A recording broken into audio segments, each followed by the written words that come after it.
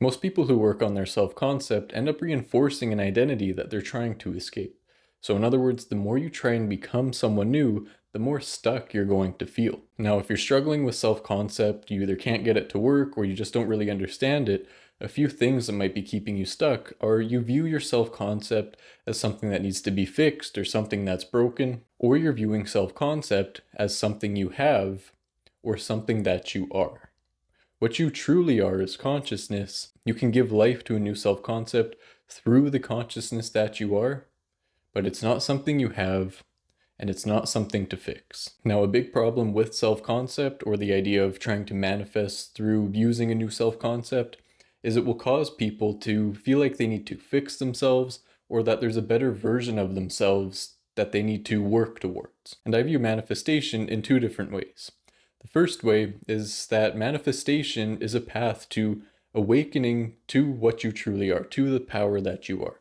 And I also think that manifestation is meant to set you free, is meant to get you to live your life. But when you're busy managing every thought, emotion, and action you're doing to try and fix your self-concept, you're not living life. And if you're not living your life, then you're not manifesting. So when it comes to manifesting with your self-concept, don't let it hold you back. If you find you're struggling trying to maintain a new self-concept, odds are there's something that's missing. And the main thing that tends to be missing from any manifestation technique is that all you need is more presence. The more present you are, the less you're stuck in the future and the less you're worried about the past. Because when it comes to self-concept, if you're stuck in the past, you're going to be blaming the past for why your self-concept is the way it is now. And if you're lost in the future, you're going to feel like your present self-concept isn't good enough to match that future. Now, before I move on, another important distinction I want to make is you are not the character you play, you are consciousness.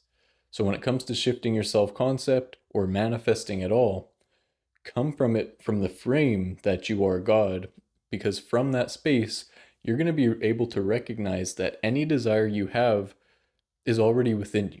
What hangs a lot of people up, especially with self-concept, is they think there's something out there they need to get.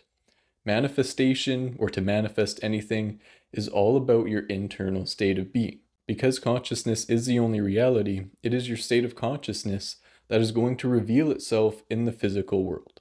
And really that's all your self-concept is. It's your state of being, your state of consciousness.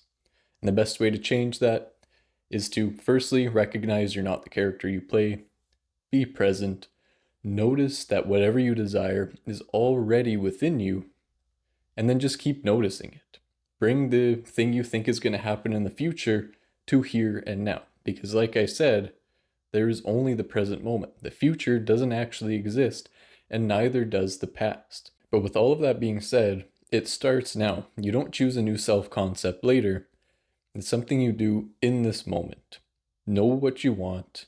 Bring the feeling of that desire to the present moment, to here and now, and recognize that it is already within you. And as long as you hold that within you, it's going to reflect itself or reveal itself in the physical world, because consciousness is reality. So rather than waiting for yourself or things out there to change, know that you are greater than any desire. They're already within you. All you need to do is notice them. If you want to dive deeper, check out Mystic Manifestation on School. Thank you for watching, and I will see you in the next video.